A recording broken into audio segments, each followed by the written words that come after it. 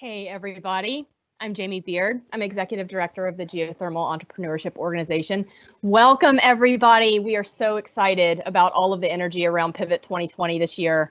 We have had, thousands of people join us all around the world for the past 2 days.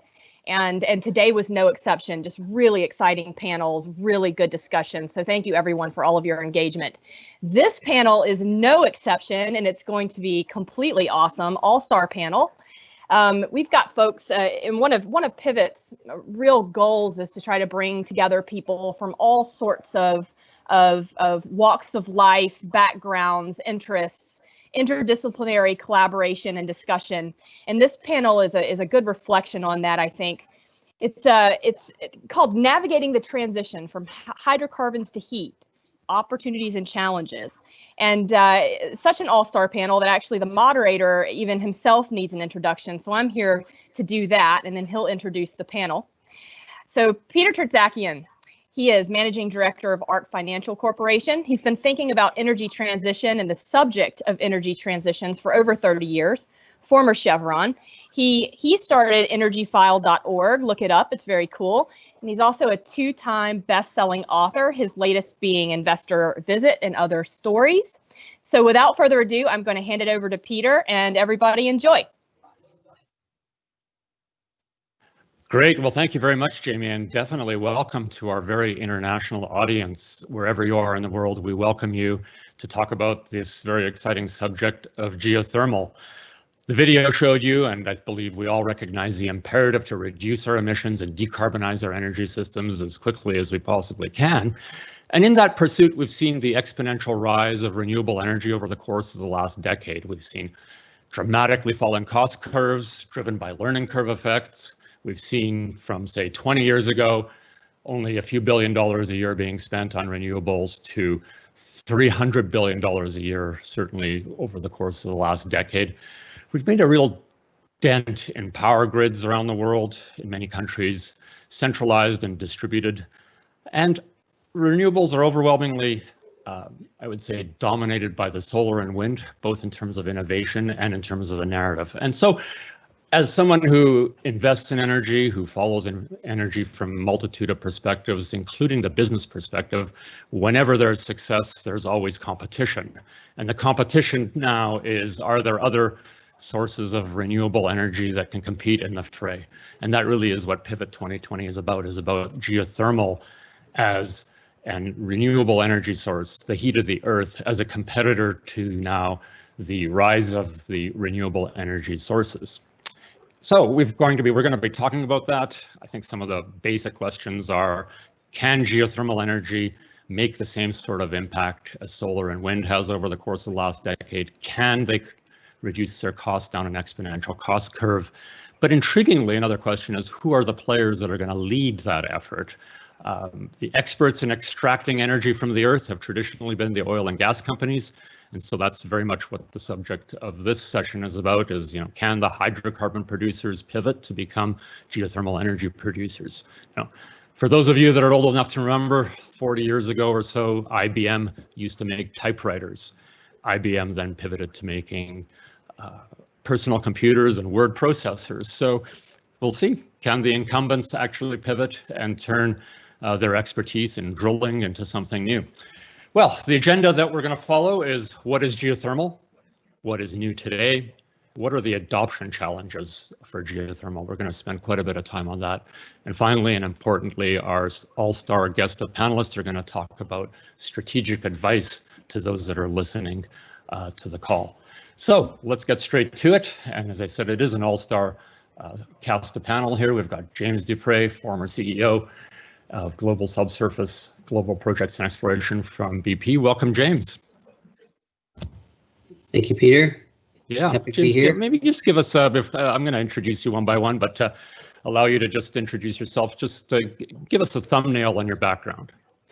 So I've got 36 years in the oil and gas industry, worked around the world, Russia, Europe, US, Alaska, South America, pretty much drilled wells into the earth pretty much everywhere.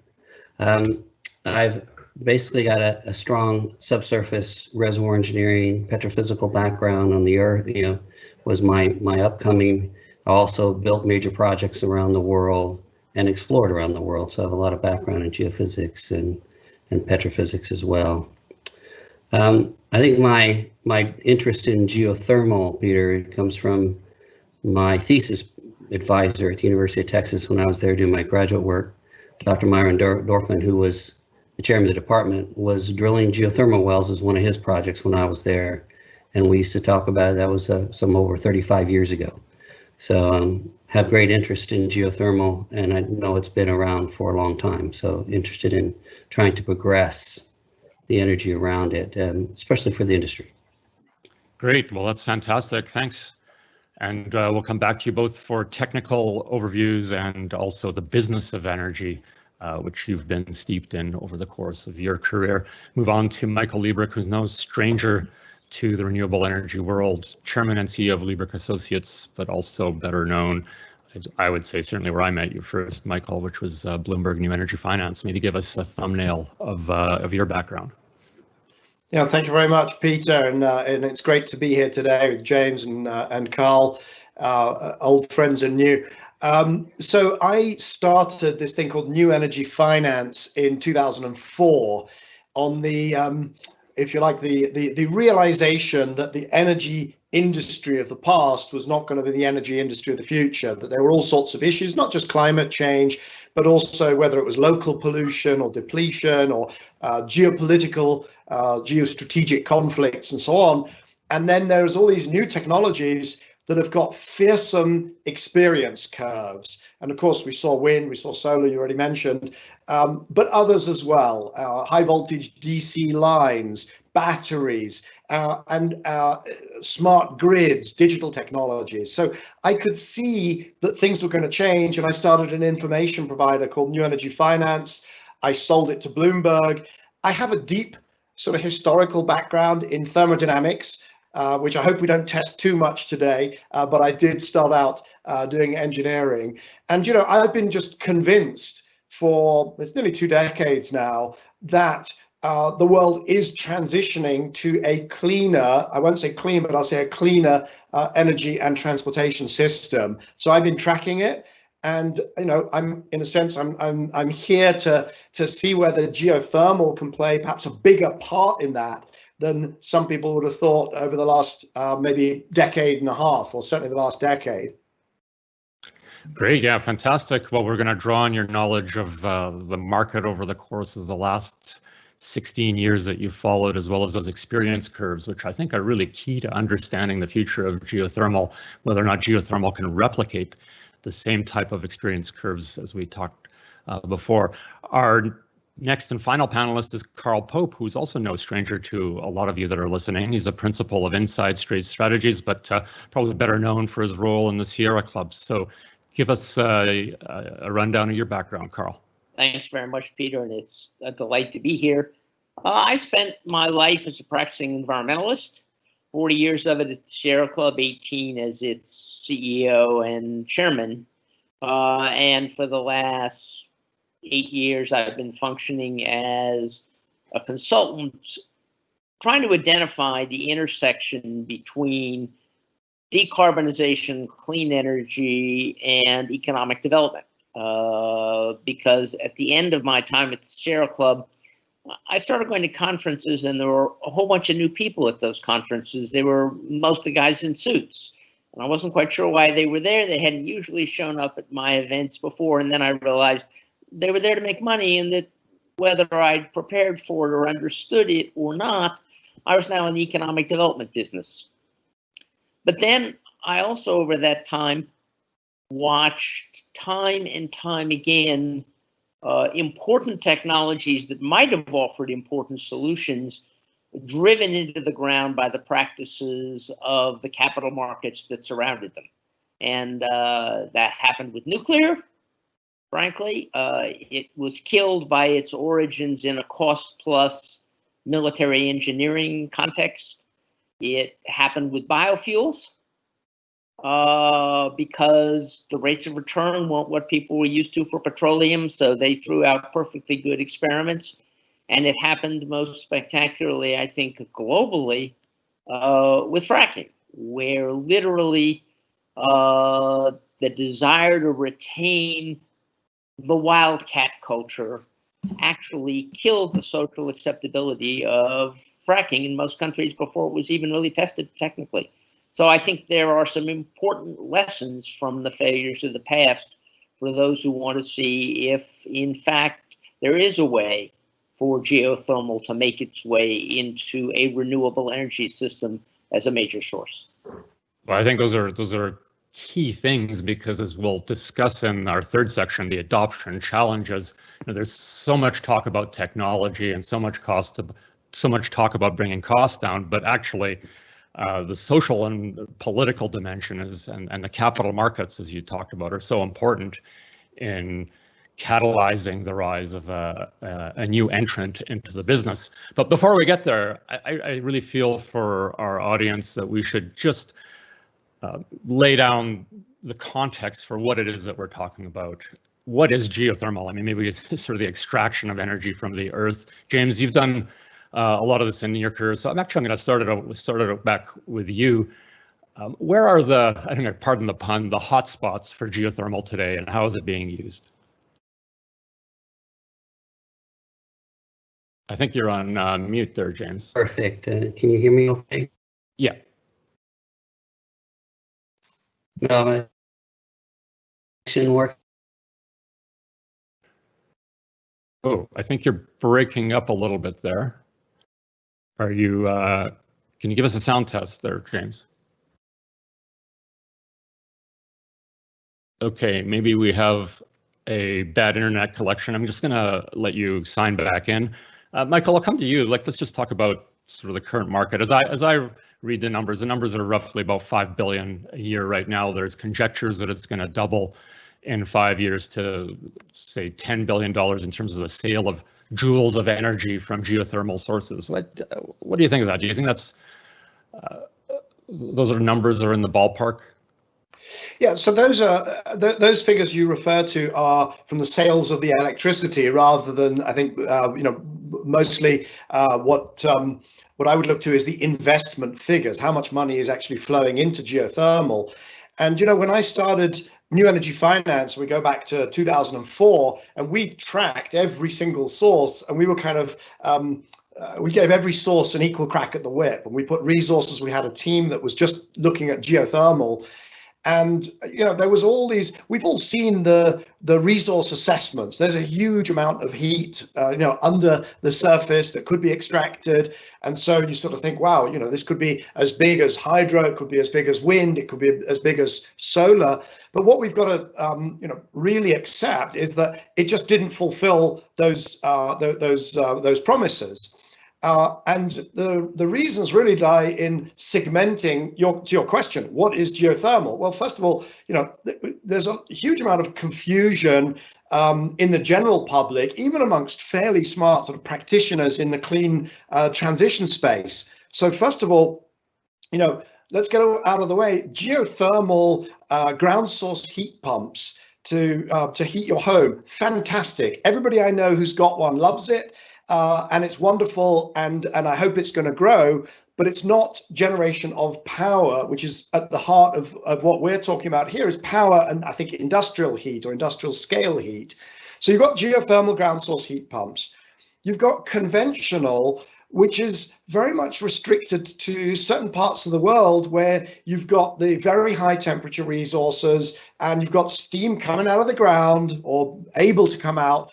And and it's great and it's affordable and you can get as excited as you want and it might work, but it's going to work in Indonesia and it's going to work in Nicaragua and it's going to work maybe in Japan and places like that, Nevada maybe, but it's not going to work in the bulk of countries and regions in the world. And then we got all excited about enhanced geothermal, the sort of next generation, hot dry rocks and all sorts, and that just never popped. Then the costs and the replicability of the projects just never happened. And so I think it was probably over 10 years ago, we actually stood down our specialist geothermal team and just said, well, we just can't keep putting resources into tracking investment in a sector where, you know, wind and solar are going crazy, and electric vehicles and smart grid and unconventional gas, and you know, we had constraints on what we could put resources against, and geothermal just was not there. And I think that's the context. Now we start to see these you know, unconventional geothermal. We can talk about EGS, enhanced geothermal systems, and AGS, advanced, the closed loop systems, and you know, it just feels like it's a completely different world now from 10 years ago. Yeah, we're gonna come to that, and in terms of trying to understand, like, what is it that's new. You know, Michael, you sort of point out that effectively for the current, effectively the current the current state of the union of the world is you pretty much have to live on a volcano for geothermal to be economic. And so now that we've got you back, James, I want to ask you, like, where is geothermal today sort of working economically, and what is the dominant geothermal paradigm today? And then we'll move on and talk about what's coming down the well, yeah, we've studied geothermal inside of BP, you know, just briefly in the last 6 to 12 months. You know, it seems to work as Michael was saying, in areas of where there is abundant hot water in a conventional sense, or in the heat pumps in homes. We've yet to see it really work at scale for power, for kind of power generation, you know, and that's why I guess the focus is more on the closed loop type system. Now, why the interest? Well, you know, we do drill wells. We've drilled wells deeper and deeper into the earth. In the last 10 years, we've encountered, you know, 350, not as high as 400 degrees Fahrenheit, but we've encountered those kinds of temperatures. We've drilled them before. We've set pipe. You know, you've got cement. We have tubulars. We don't know electronics for those types of depths yet, but we've kind of gone into that foray, and we drill those wells conventionally for hydrocarbon production. And so now, can that be then moved over for a geothermal? Is kind of one of the questions that we had inside. Is that clear, Peter? Yeah, I think that's fair. I mean, the state of play really is that in my mind is twofold. One is you live under a very hot thermal location, like on top of a volcano, such as in the Philippines or Iceland or somewhere like that, and it comes out, makes steam, turns a turbine, and you make electricity, or you use the heat in district heating mode, or heating and cooling in a very shallow. Or in the sense that you have a community, you have a population sitting near a very warm reservoir that is at a certain depth, has enough permeability so that you can flow water to surface. Right. There are those types of, and we looked around for those types of opportunities, but they're rare and far between. And then there are issues with, do we want to actually get involved, getting near anybody's groundwater, near large populations, and then what we've also learned is when you bring that water to surface, you get issues. You know, you have scale and particular things in the water that you have to deal with as well, and dispose of.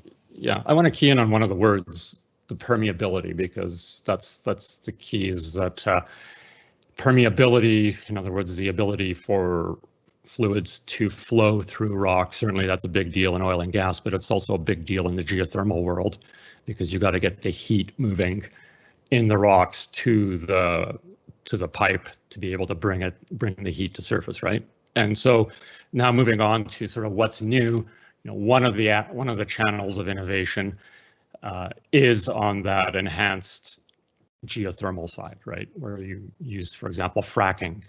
Yes, you know, we can. No, we haven't tried this, but you know, at depth, you could frack at deep depths and try to enhance the permeability. But then you still have an issue, Peter, that you need a big enough water source with pressure to bring that water to surface, right? So you're deep, you frack, but the size of the container matters. And so you can only bring so much water to surface unless you're going to turn around and inject it back in as well and try to cycle it. I mean, that's a different kind of cost profile.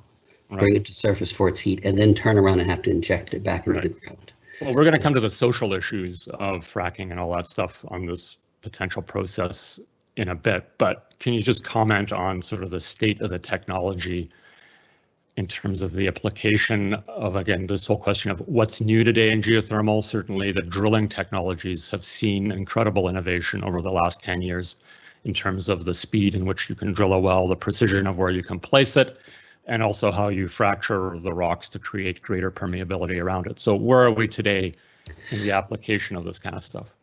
So I think we've made a lot of, obviously technology's moved on in the last 10 years, and I'm not sure that fracking in conventional geothermal, we can frack conventional geothermal wells and produce more water, hot water to surface. That's a possibility. That I'm not sure that's the route that anybody would go right now, is kind of the way that they would want to do conventional geothermal. But because once you frack it, you still are going to have you're going to hit the permeability of the outer part of the reservoir. You're not going to get that kind of permeability forever. There'll be decline depending on how strong the aquifer is. Now, drilling technology has advanced tremendously, right? And you've seen it on the learning curve because you had this great laboratory on shore where you had all these experiments going on to try to improve drilling technology and fracking technology. And all those experiments combined generated knowledge that allowed you to drill a lot quicker and frack in extraordinary ways. Okay. So you can take advantage of that technology, but you need scale and you need a lot of experiments usually to move those things forward. Okay, so it sounds to me like that whole enhanced geothermal with the fracking and stuff is still in early stages of experimentation, and we'll come back to that. But the whole I think the advancement in drilling technology, the speed, and more importantly the precision, has led to another class of geothermal which was not hitherto possible, or certainly not economic, and that was the ability to create a closed loop system. So Michael, I'm going to come back to you because I know you've just signed on as an advisor to a closed loop geothermal company called Ever up here in Canada. And can you talk about the closed loop as something new that's emerged and why that's holding out potential for excitement? Yeah, so closed loop, there's a clue to what it is, which is in the name. It's a closed loop, so you're not fracking, you're not either injecting fluids, you're not extracting fluids, you've got no produced liquids to deal with, no nasties in the water that James referred to, scale issues, etc. So what you're actually doing is, in Ever's case, it's a vertical drill and then going horizontal for some long distance, a few kilometers, and then doing that, doubling it up and linking it at the end. And the precision of drilling, thanks to the advances in drilling technology in the oil and gas sector, is that you can then link them up at the end, seal it, and then you can pump whatever fluid you want down there, subject to regulation, and extract heat. And you can do this as often as you want. You can actually put the same drill rig on a pad and do that, for as long as you want, and create effectively a bigger and bigger radiator subsurface.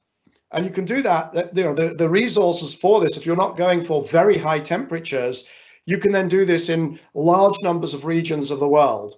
Now, for me, that's exciting. I mean, I'm excited. I've joined Ever as an advisor.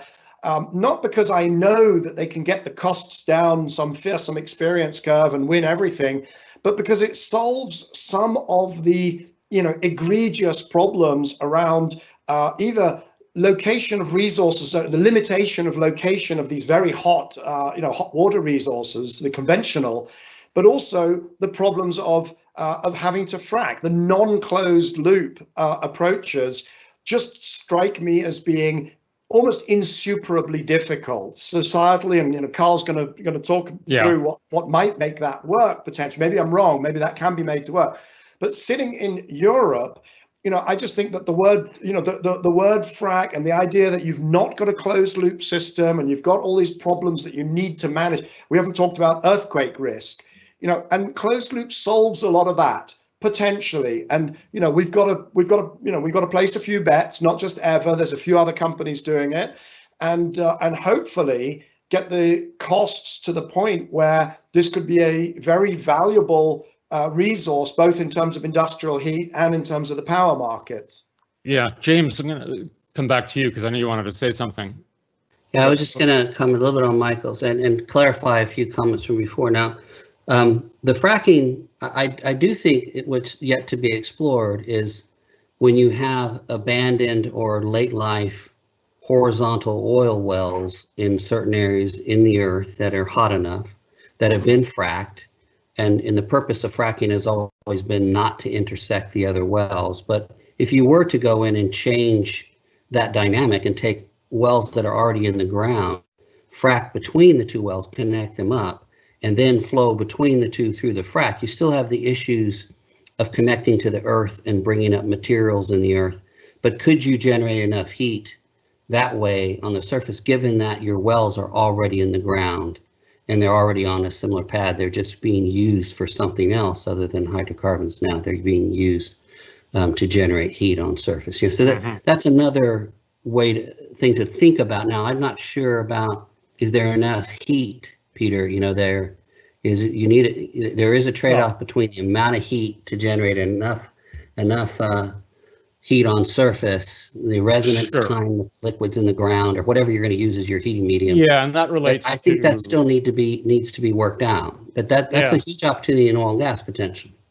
Yeah, and that's related to that is the age-old issue with every energy system, and that is energy in, energy out.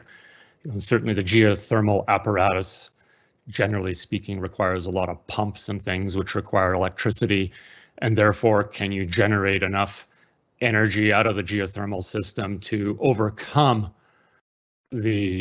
first of all, the energy requirements of the pumps, and then create enough to make it economically viable? I got both Carl and Michael want to jump in, but Carl, we haven't heard from you much, so why don't you jump in? Well, let me try to frame how I think about this. I mean, why am I interested? We got wind and solar. What else do we need? Well, the answer is there's a big debate about what else we need. I think the evidence is overwhelming that getting the first 80% of a country's electricity supply provided and increase with wind, solar, some residual nuclear, some hydro, that's pretty doable. There's a question about the last 20%. Some people think that new forms of electronic storage, battery storage, the use of transmission and the distribution of power over long distances is going to make that go away too. That is really not a real issue. But I don't think we can count on that, and I don't think we should bet on that. And it seems to me that the most interesting role of geothermal is as a solution to the last 20% problem. Now, yes, that's a limited solution, but it's 20%. It's not a trivial solution. It's as big as the whole nuclear endeavor ever got to be. Mm-hmm. And that would tend to take you in the direction where you would say, what we want is dispatchable geothermal. We want geothermal, not necessarily that can run 24 hours, but that has enough heat that it can generate a lot of power for 5 hours or for 2 weeks. So it seems to me that as we think about where we invest in geothermal, we should make multiple investments. We shouldn't make a single bet. But we also should be thinking about the role where geothermal will be able, for an average kilowatt hour, to earn a much higher than average price. Because frankly, the average price for kilowatt hours from wind and solar is just going to be pathetically small. It seems very unlikely to me that a new technology will ever be able to compete as a baseload source. But competing for that last 20% could be very interesting, and from what little I understand, and it's very little, a much less difficult technical challenge. I want to come to this notion of dispatchable versus baseload versus and the whole cost thing in a second. Michael, I know you wanted to say something further to the closed loop stuff. I just had you made a point. I mean, Carl has opened up perhaps the most important sort of discussion that we need to get into, but I just wanted to come in on the point about how much you have to pump. There is, for those who are specialists in the audience, I apologize because I'll probably mess this up, but for those that are not specialists, they'll be very happy that I mentioned the thermal siphon effect, because what you end up with is, as you, and James, is going to maybe correct me as well, when you've got that hot water or hot fluid, you've got a great big column of it that you're bringing out of the ground, and you're pushing down a colder column back into the ground as you circulate the loop. The hot is less dense, so you end up with this thermal siphon. It actually circulates itself. Now, do we know if it will require supplemental pumping? Because will that effect be powerful enough to keep the fluid going all the way through these very long laterals? I don't know. I mean, I'm on a learning journey as well. But it just, so many things about these closed loop systems, just feel very attractive. They should work really well.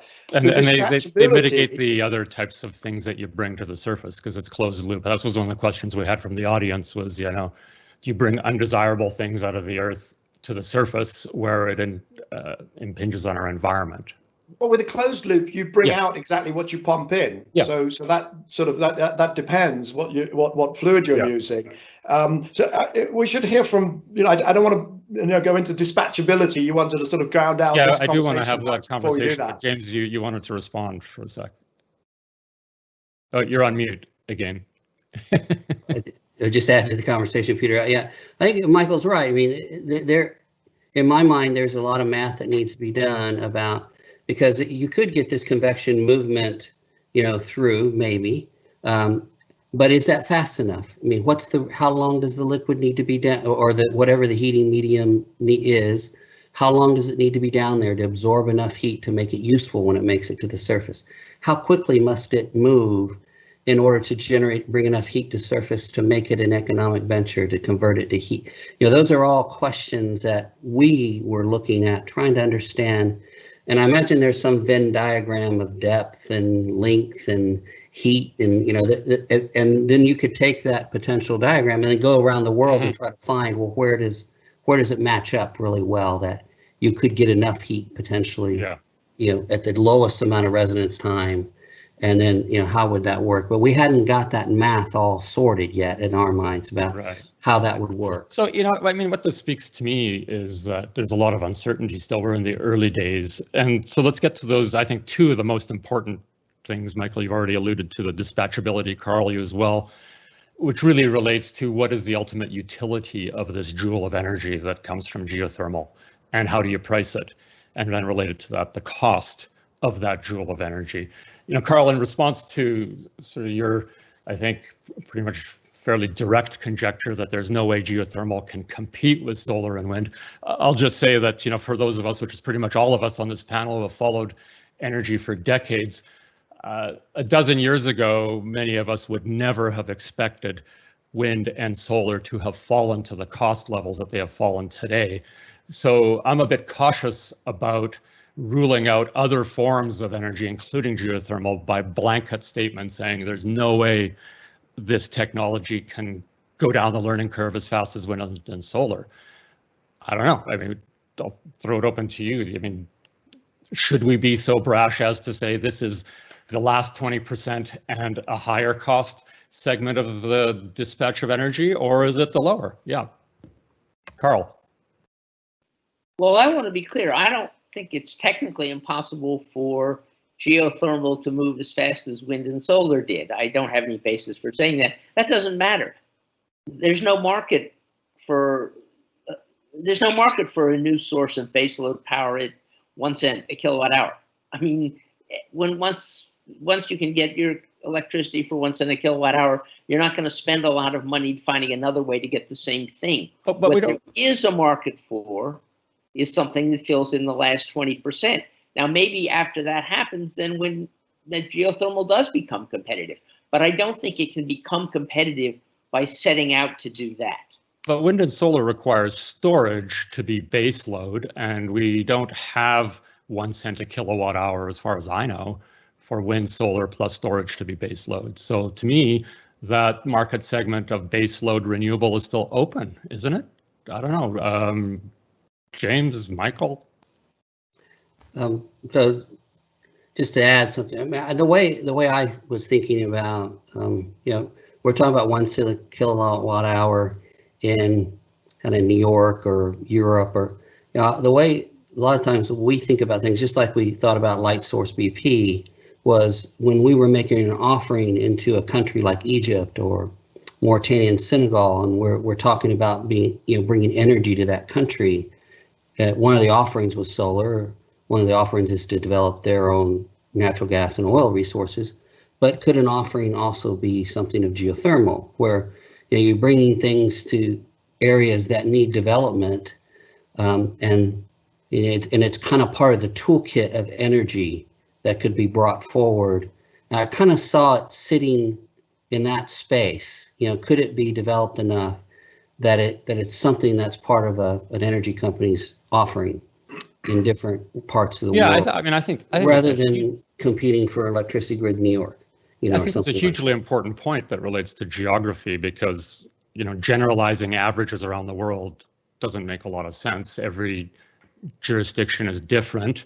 We've got certainly in the northern parts of Canada, you need renewable heat. Wind and solar does not work all that well in the high Arctic, and geothermal seems like a natural. But Michael, what are your comments on that? Yeah, let me try to do a few things, because with this we're at the heart of some really important stuff. So first of all, base load. Base load, the way that you used to design a grid would be about base load, which is a level of demand which is 24/7 every day, and then you'd have these peaks, and you use two different technologies for it, because you wanted some plants, generally coal and nuclear, and then CCGTs that just run 24 hours a day to produce really cheap power. But the peaks, you need a different technology, generally now OCGT, open cycle gas turbines, not combined cycle, and those are great for peaking. And by the way, in a lot of the world, they use fuel oil and diesel and all sorts of things for peaking, even in parts of the world, developed world. And what's happening here, wind and solar has completely upended this, because they've become so cheap that if you're a utility, you don't want to run anything 24/7. What you want to do is, when it's sunny, you want to grab the cheap solar, and when it's windy, you want to grab the cheap wind. And what you need to complement that, I call this base cost renewables or base cost electricity. So you fill in as much as possible of this very cheap stuff. But then what you need is flexibility. We've called it dispatchable, but very often when people say dispatchable, they still mean 24/7, right? Something you can rely on out into the future. We don't need 24/7. A nuclear plant or a coal plant that you can't switch off is actually as difficult for the grid to manage as a wind or solar plant that you can't switch on when you need it. So what the world really needs is flexibility. So that's kind of my baseload is dead. What we need is flexibility pitch. So actually, what you're saying is that actually not only do we have technological disruption, we have almost market paradigm. Oh, huge market disruption, because as soon as there's lots of wind and solar, you have the electricity price drop to zero, maybe even go negative, depending on your market structures. But then James brought in this really important point, which is this is really different geographically. And so if you are somewhere where it's sunny, solar works really well with batteries. And by the way, to the extent, I'm going to do the experience curve as well, since I've done 30 years of calculating experience curves. Solar is a materials science and batteries is a materials science. So solar, 28% improvement in costs for every doubling in volume. I can tell you right now, geothermal drilling, for all that they will be brilliant advances, they will never achieve a 28% experience curve. Wind is more like an 18% experience curve. Actually, batteries, because there's a lot of chemicals involved, is sort of somewhere between the two.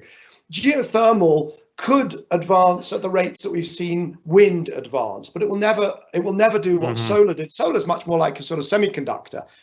But solar matches really well with batteries, because basically it's there every day, more or less. You can overbuild, you can build a little bit of excess capacity, but then you'll put what you've got into batteries, and anywhere which has got a great solar resource will, we'll be able to almost do base load with solar plus batteries. But wind is really different. Wind disappears for 2-3 weeks. And I'll tell you right now, if there's anybody in the audience who loves batteries, you're never going to have enough batteries on the system. Even if you've got all electric vehicles and electric this and that with batteries in them, you'll never be able to make up for a 3-week wind lull. So that's where, to Carl's point about that 20%, where it gets really difficult is in the northern hemispheres, wind-driven systems, and then 3 words more: heat, heat, and heat, which is far bigger of a market than electricity. Yeah, that's what I was going to say. Like, we've been focusing on electricity, and if you're a new entrant coming into a market, well, why would I go chasing after 1 cent a kilowatt hour or whatever?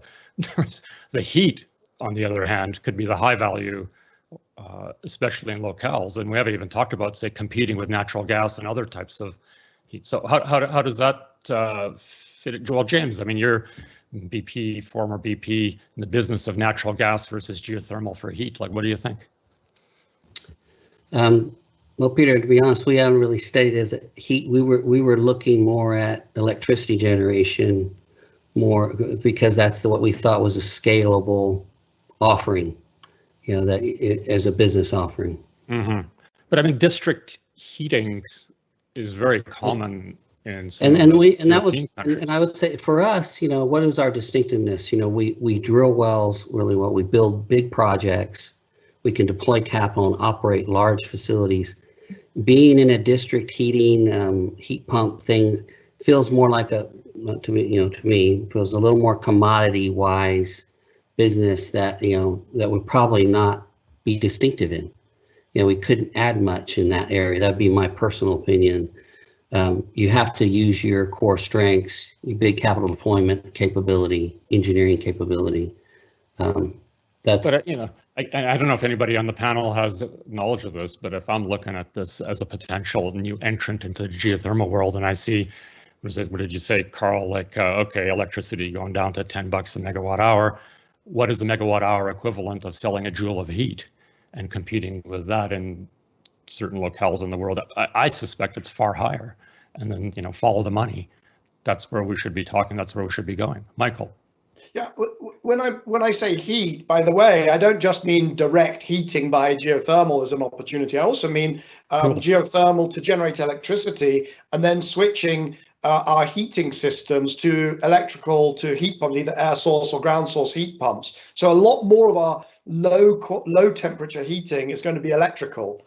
And just to put it in perspective, in the UK, and that would be the same at similar latitudes, the heat load in the middle of winter, if we get a really cold snap, that heat load can be 5 times the electrical load. So if you want to decarbonize that, you've got a few things you can do. You can do some biogas, you can do some hydrogen, maybe. We haven't talked about hydrogen.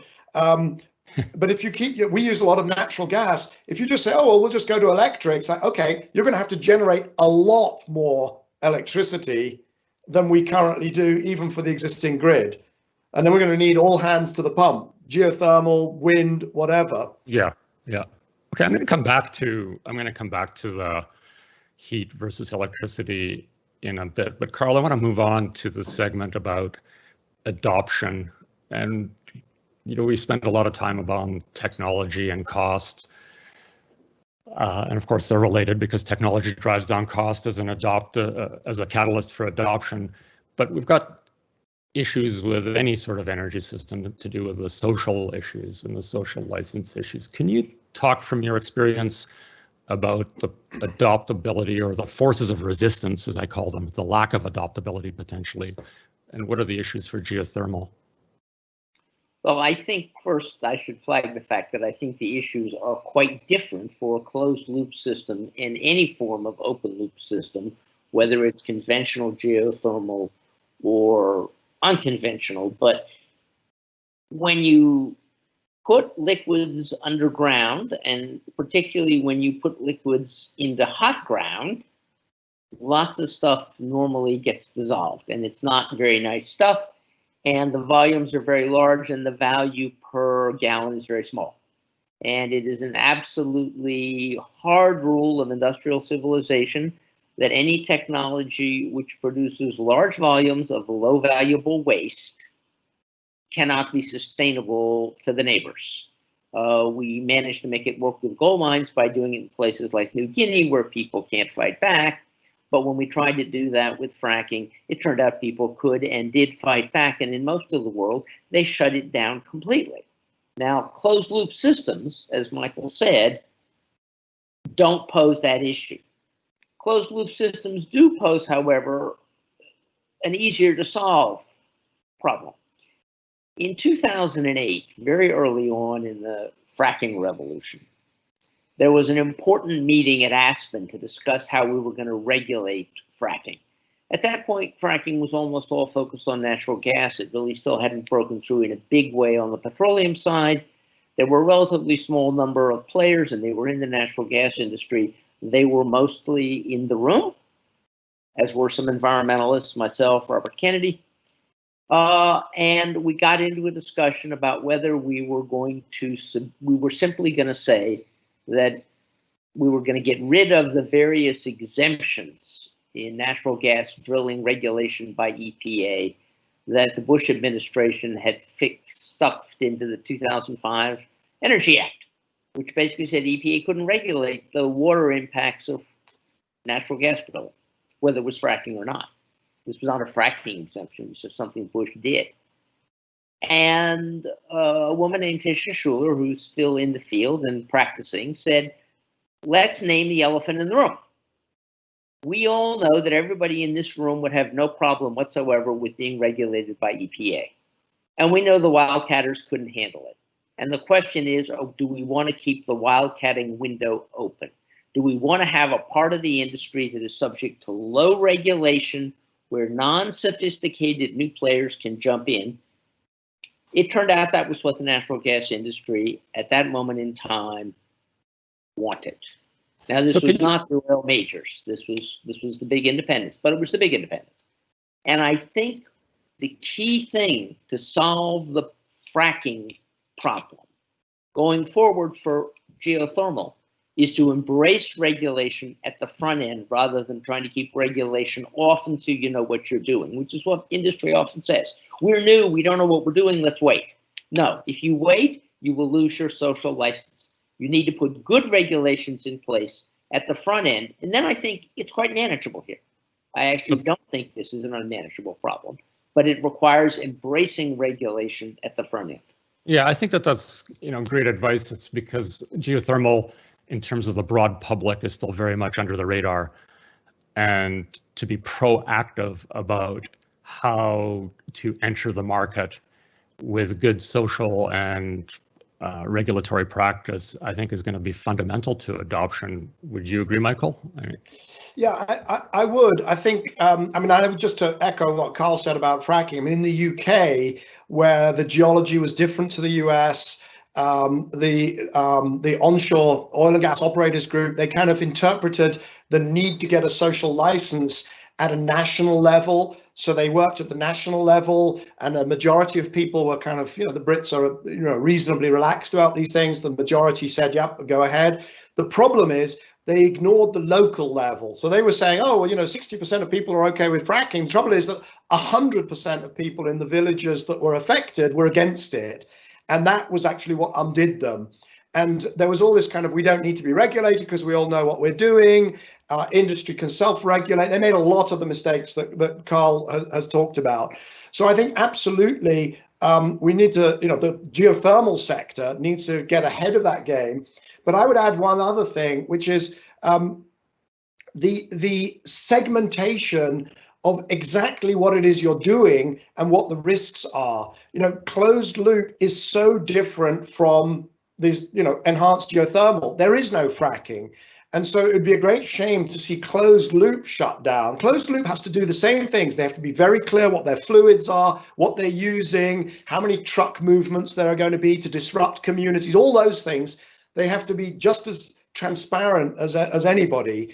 But they also, you know, it would be a great shame to see them shut down because of, let's say, concerns about earthquake risks that arose because of, you know, some geothermal done under, I think was it Basel or Zurich that led to an earthquake. You know, we've really got to communicate. The industry has to communicate that this is not that. This is not that.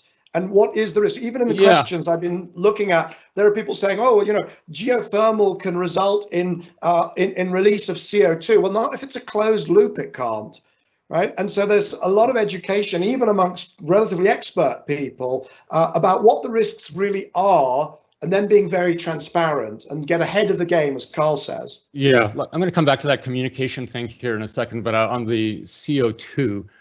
We had a question from the audience actually about, I'll call it broadly speaking, emissions intensity per joule of geothermal versus wind and solar, or any other systems. I mean, do we have those kind of numbers, or is the life cycle analysis of geothermal something that needs to be done because it's just relatively behind the game relative to the other renewables?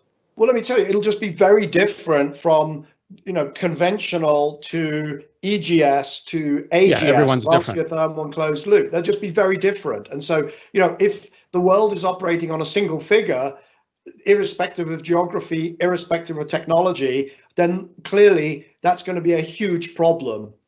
Yeah, so let's get back to this thing about adoption, though, and the social license issue, because we did have a comment from the audience, which I agree with, is that, you know, merely, for example, going to a town hall with people in a community and saying, we're following regulations is probably not enough in this day and age, right? You have to go, so if you say we're geothermal, we're another renewable energy source, however, we're going to require fracking, we're not oil and gas, what do you think the response is going to be? Anybody? Well, I would just say it depends on where you're at, Peter. If you're in a place like Texas where, you know, fracking is you know, used on a daily basis in the oil field, you'd probably get acceptance. If you're in a place that was unfamiliar with it, would probably be afraid. I'm following the conversation. I agree with Michael. The closed loop is a different world, and I'm thinking to myself, you know, we drill holes in the earth as an oil and gas business around the world. You know, whether or not you believe it, how it's regulated or not, and how much it's regulated, but it is. And then there's internal liability when we drill through permeable and aquifers all the time, drinking, you know, groundwater and all these things. So we do that all the time today. So now in a geothermal sense, you're going to go to an area probably that is not nearly as sensitive because you're going to try to get a hot, hard rock, deep, hot, quick. Yeah, and maybe there won't be hydrocarbons behind pipes either, probably in these areas where you're always dealing with hydrocarbon risk, you know, well control risk, you know, bringing hydrocarbons to surface. All that's going to be it should be out, you know, different here where you're only dealing with trying to get to the heat as efficiently as possible. I would think it would be a very acceptable thing to talk about if you can get knowledge around the effort. You know, I compared to showing up in someplace where and say, hey, I'm going to drill a deep, hot well for hydrocarbons, and here's the risk, and there's H2S involved, and there's all this stuff involved potentially. You know, that's a totally different conversation. Yet that happens in different places around the world, and people go drill wells. So I think this is a much easier conversation to show up and say I'm going to do geothermal than given that people drill wells in the earth all the time and for much more nasty and difficult things. So talk about let's talk about the oil and gas industry as pivoting to this new road. You know, experts in drilling holes in the ground, even more what do you call it, sophisticated than ever in terms of being able, so sophisticated, you know, with a closed loop, you can basically join two holes together several kilometers apart and underground. So what is BP thinking? What are other oil and gas companies thinking now today about this idea that they could actually extract a different kind of joule of energy from the earth instead of a hydrocarbon? So Peter, we're at early stages of conversation about it, and I think our thinking was, we were leaning more towards closed loop. But our thinking, as I alluded to earlier, was to understand the physics, try to understand the math, how long of a lateral, how deep do you need to be?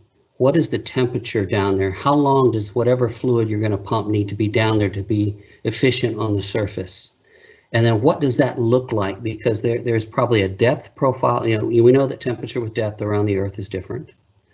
And there'll be a depth profile. And we'll have to go and investigate that, because you're going to want the cheapest drilling costs and the most heat for what you go through. And then you're going to want a rock that can contribute quite a lot of heat using the same diffusivity equations of heat transfer that we use in fluid transfer. So the physics is something that we were trying to understand and get our heads around before we launched into, okay, well, where would we go to do this now if we wanted to do it?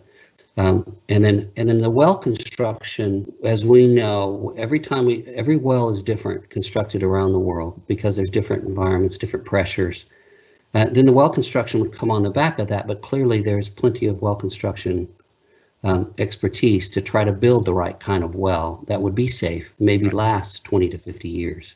So you haven't, just talk a bit more about the technical side of this, because it sounds like, sort of a wind and solar a dozen years ago, trying to figure out the math and the physics of how it's all going to work and drive the costs down.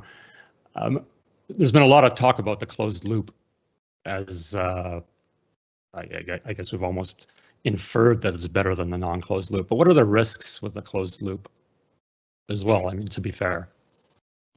Well, just me, you, yeah, me, sure. Peter. Why don't you start, and then Michael? Well, Maybe. I think there is a risk on having to get, if the temperature is 200, we're looking at that kind of temperature, then there doesn't exist today the materials, the electronics to kind of work at those depths. It'd be tough. And if you're talking about 2 to 7 kilometer laterals at a certain depth, see, so these laterals that get drilled in West Texas are at manageable depths. So if you've got to go to a depth to get to 400 degrees Fahrenheit and then turn the well horizontal, that's quite a feat. That you'd have to work on to figure out how you're going to do that, and then drill that for a very long period of time in a very, very hard rock, and then do that on this other side, connect them up, as Michael says. You probably wouldn't have the precision to get right on top of each other, but get close enough so that you could break through between the two horizontal sections, and then be able to create a closed loop system that could generate enough heat on surface to power a 10 megawatt plant or something, or maybe 2 of these types of well pairs to power a certain size of power plant for a consistent period of time. Okay. That's kind of the thinking, Peter, and I think others are studying the same thing. And it's really around the costs now and the technical barriers, and spending money on any technical barriers that may exist, identifying those, spending money on them, and then deciding how you're going to break through them in order to make it an economic venture. Okay. I'm going to come back to that in a minute, but again, I just sort of draw parallels to what I saw a dozen years ago with wind and solar. There was a lot of unknowns still, and the costs back then were 10 to 15 times higher, certainly for solar.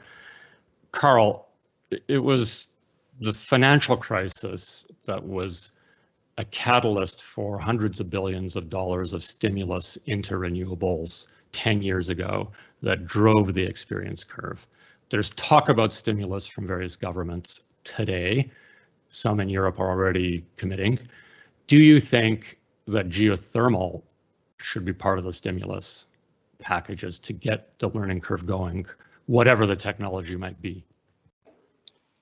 Well, I think we ought to be trying to make sure that as part of the stimulus, we place the necessary long-term bets to create more dynamic economies coming out of it, because it's not, frankly, terribly plausible that we're going to be able to recreate the economy we had a year ago. We're not probably going to recreate an economy in which 1 in every 12 workers, I believe it was in the United States, works in a restaurant. We need new stuff, and this is one of the more promising areas of new stuff. So I definitely think that geothermal should be put on the agenda for countries that want to be major players in energy generation, and in particular countries that have good domestic geology, which I assume varies, and I don't know anything about that.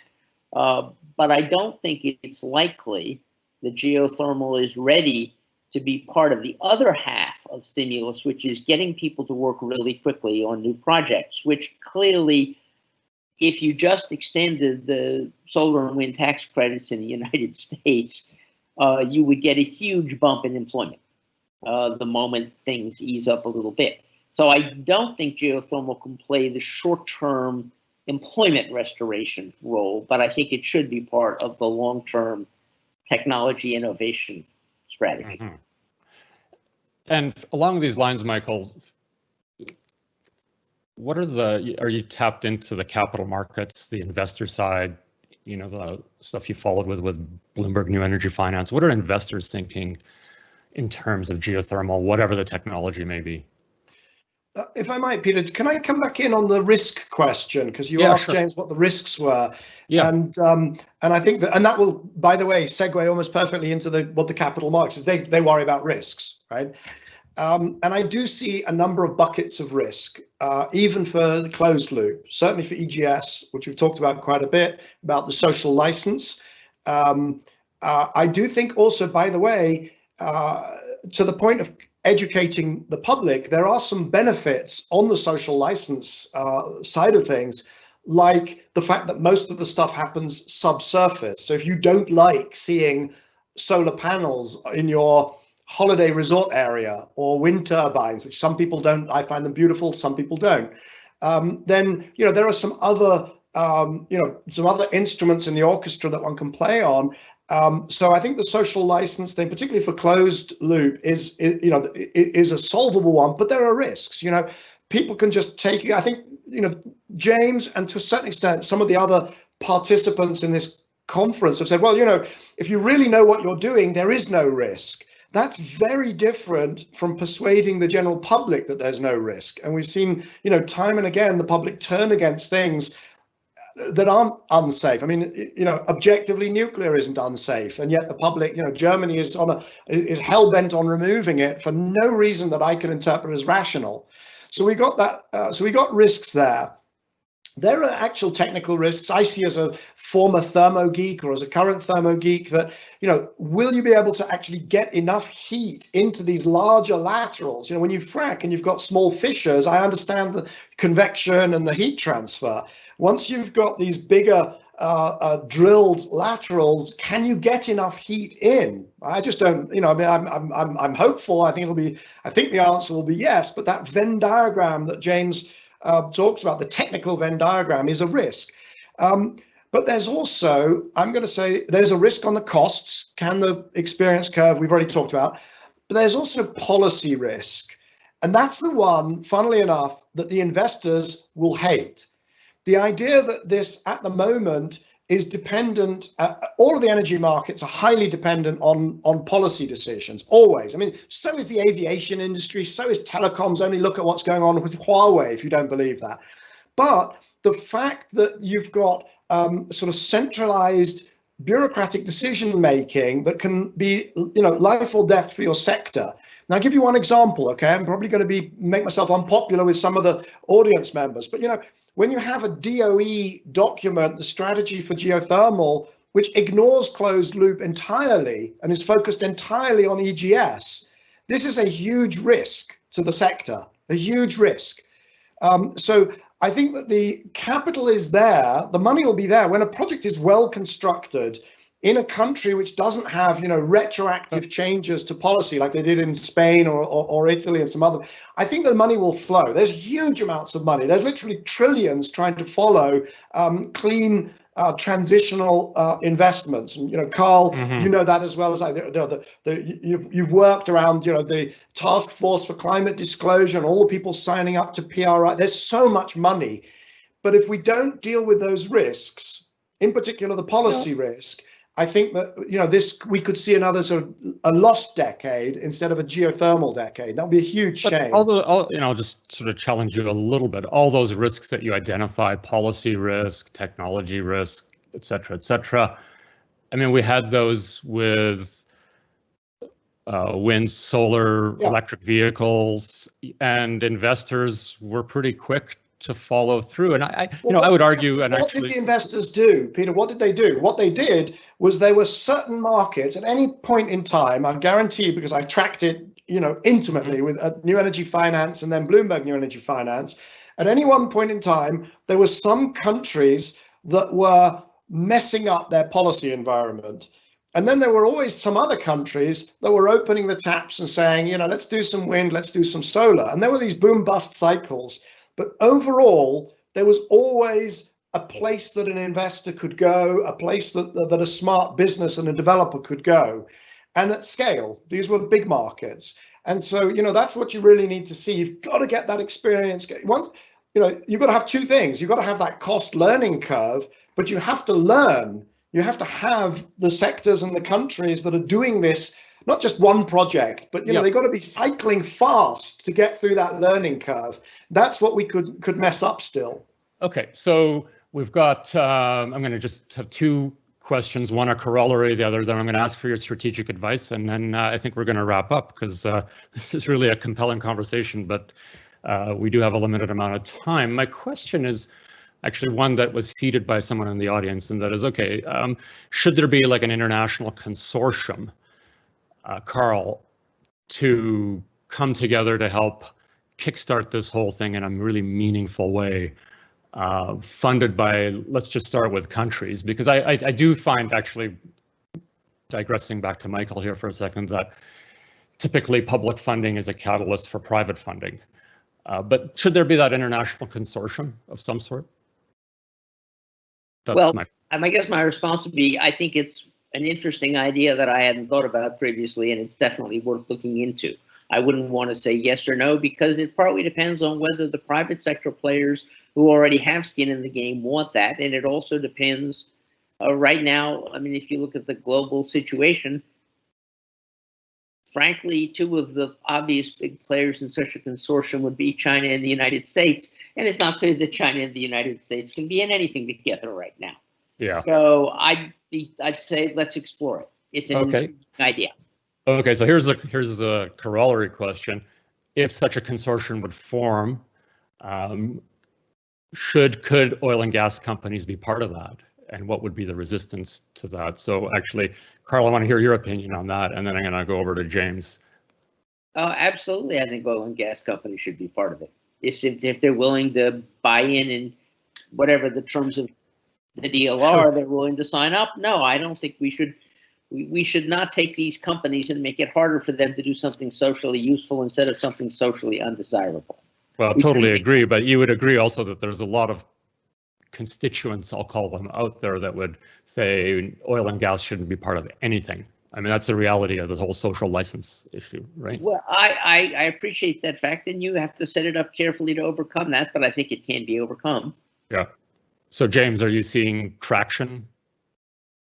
Traction for oil and gas companies to pivot to geothermal? Well, I think, as I've alluded to, Peter, the math is important. That you know, if you want to change people's behavior, you got to show them data, and we're looking for that data to help us understand. Certainly, we'd move in the direction of low carbon. You know, a lot of the companies have said that, and so the data is important. Yeah, so get the math done. So on the consortium side, I would think, and Carl makes an important point, there's already players in the market and they may not want to be in a consortium, but to me, in my mind, there should be some place where there's a common thought around what the resonance time, the heat, you know, what is the actual, for the closed loop system, what does it actually look like? How does it work? Yeah. And then you might want to work on the efficiency of your surface heat conversion to electricity. You know, it's not very efficient right now. Maybe the technology needs to be broken through there. There needs to be probably breakthroughs in the medium you would use. You know, so I think you could do that in a consortium, and you could invite NGOs and the regulators, and we've done this before in the past in oil and gas, so that when you come out of whatever your solutions are, they're already ready for the regulatory environment, right? Because they've seen it be created. And so I would think that there's a possibility for that to come together, and certainly oil and gas. And I don't think you're going to drill deep holes into the earth without the oil and gas service sector involved. Yeah, no, absolutely not. You're just not going to do it. So you can exclude them, but I'd say good luck, because you're going to need the bits and the mud. Yeah, they're fundamental to that. But I just, someone who personally has made his career on being analytical, I also am one to be quick to try and avoid paralysis by analysis. And I guess I'm going to sort of go into the final section here and just ask everybody to give their sort of advice to geothermal, I'll call it stakeholders. And that is, my advice is, at some point, you got to do some skunk works here and just dive in and innovate and try to make it work. Because I'm personally a believer in this. Like, I think that much as what I saw in solar and wind, we are going to be able to come down that cost curve. I think you're going to be able to come down the cost curve steeper than most people think because of all that tacit knowledge in the oil field service sector that you mentioned. Like, it's just incredible what they can do. So, my advice is dedicate more capital to this thing, especially if you're an oil and gas company, to be able to demonstrate, actually not demonstrate, to make it work. Because you have a long history of demonstrating how to make it work. Strategic advice, Michael, what do you tell us? So I'm going to link my strategic advice to the questions of the consortium and whether oil and gas companies can play a part in this. I'm a private sector guy and I'm an information guy. So a consortium that shares information, that speeds up the transfer of best practices, whether it's technological or whether it's policies that work, absolutely yes. A consortium that tries to sort of share out some of the goodies or control people, absolutely not. It's not going to work. Forget it. And the oil and gas industry, not only is it exactly where the skills lie, but also if you don't want to have an allergic reaction from the fossil fuel and the oil and gas industry, you've got to create bridges and pathways for them to survive and thrive in the future. I mean, this is swords into plowshares, right? If we say, well, they are going to be excluded from society because of some past sins of whatever, then all that's going to happen is you're going to get an allergic reaction and a redoubling of efforts to resist any sort of shift to new technologies and cleaner technologies. So the advice is embrace those, embrace where the skills are, and think really carefully. Think really carefully about who all the stakeholders are, not just people like yourselves, people who come out of oil and gas or people who come out of environmental movements, but really, there will be some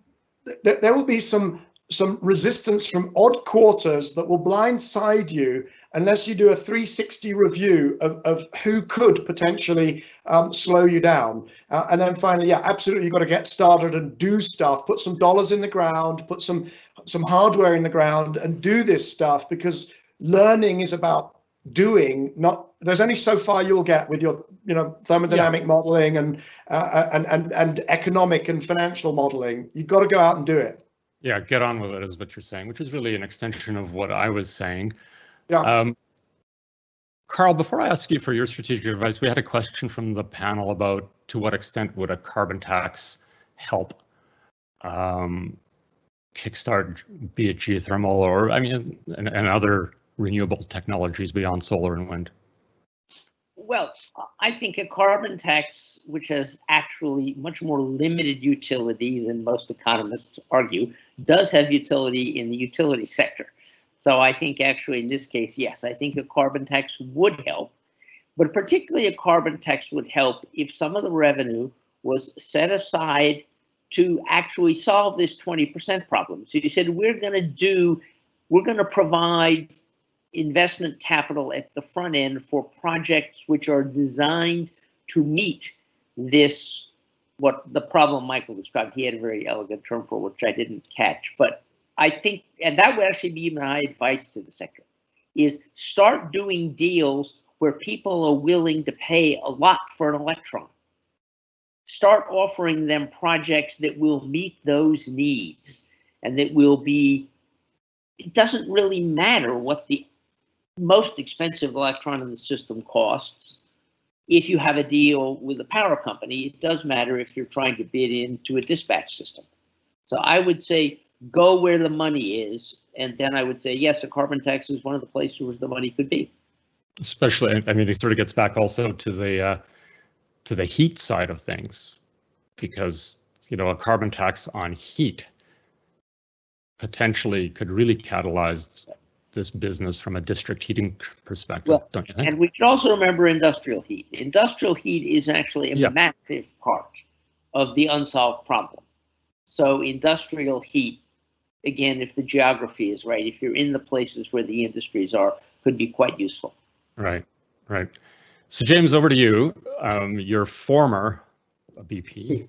So imagine, I'm going to ask you to imagine you're in the boardroom trying to convince, I'll just say generically, the management of an oil and gas company to get on with it and sort of use all the knowledge of how to extract energy from a hole in the ground. What's your advice? What would you say? Well, it was, you know, Peter, in my previous role, the only convincing needed to be done was to me, because I deployed all the capital in the firm. So, in the upstream. Now, and I know you say, oh, paralysis by analysis, but when I ask my teams, and I've got great scientists and engineers, PhDs, and, you know, show me the basic thermal model of what do we need, what depth, what temperature, you know, what resonance time, what fluid, what efficiency on surface. I didn't get a straight, and we had to go looking for that information. And so in order to invest, you know, in order to put money down, I'd like to know where I'm going and what I'm going after. You know, I want to know what area of the earth I'm going to go, what depth I'm going to have to drill, I want to at least make a shot that actually is going to work, right? And have a shot at working. I don't want to be in the wrong place, you know, so for deployment of capital. So that's where my advice would be very clear on the numbers and economics, and absolutely we would take a shot, or people, I can't speak for BP anymore, but I think companies would take a shot if they had that clarity, you know, if they had that clean observation. Not only that, you know, most oil and gas companies have ventures groups. You know, BP invested in Tesla early on through its venture group. You know, it invests in all kinds of things through venturing. So things that come forward that we don't understand and we'd like to feed, a lot of times we venture. And I know several of the companies have venturing groups that do that. So that's kind of my advice, is to approach venturing, approach partnering. I like the consortium, not to control anything, that won't work. Nobody's gonna, you know, but to share experience and make breakthroughs so that things can move forward and basic knowledge is shared on where to go. I don't know, Peter, you wanted to respond. I just have one. Yeah, I think that last phrase you said, show people you can move forward, because I find, in my experience, you show people the numbers of, let's just say, all these variables, parameters that you talked about, permeability, heat transfer, blah, blah, blah. You show them the numbers today and people in the room go, oh, this is uneconomic, forget it, next. You have to be able to show through learning curve what it could look like 10 years from now. As I alluded to, Peter, you bring those numbers, but you say, but a breakthrough here are the 5 places you need a breakthrough on to make this economic. So you don't say invest in something, but here are the 5 places, and here's the path forward that you would have to invest to make those things broken through. I said surface heat conversion, very poor efficiency, probably a big deal there. What fluid medium you used, the resonance time, how you might combine this with wind and solar to make a full system work. What are the breakthroughs that you need to make in order to make it work, and then give them at least that vision and path rather than here go and invest in this uneconomic venture. So that and I think a consortium could do that, where it would set that up and give you a means as a world to invest in those things to make them happen. And there could be different avenues. Yeah, and I can just say one more thing. Yeah, absolutely. I was quiet on the price of wind and solar. I look at the plots of, residential electricity costs in Europe versus the penetration of wind and solar. And the higher the penetration of wind and solar, the highest electricity costs. Maybe Michael, I'll get a reaction out of Michael. And so to say that wind and solar are just going to be this so super cheap, I think we need to understand that. I think there is a role for geothermal if it could work in a price range, and it is competitive because you won't have to run dual systems of having natural gas and coal as well as wind and solar and dealing with intermittency. That the system could run by itself in a baseload, my personal opinion. Michael, you wanted to respond? Yeah, I don't want to extend the session and go, we could do a whole other session on wind and solar, but there are these, I'm going to call them pseudo correlations out there about electricity prices versus renewables penetration. And when you say we've got to get to the bottom, we've got to understand that, well, we do. A lot of those countries with the high electricity prices, they're high because they put taxes onto electricity. Why? Because they wanted to be more energy efficient.